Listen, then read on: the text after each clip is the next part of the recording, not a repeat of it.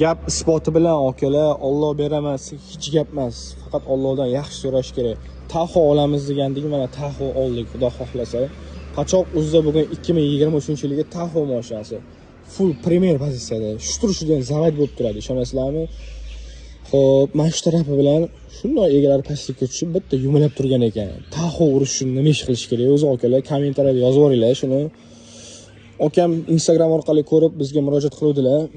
Toshkent shahridan borib ko'rib chiroylilikda olib qoldik.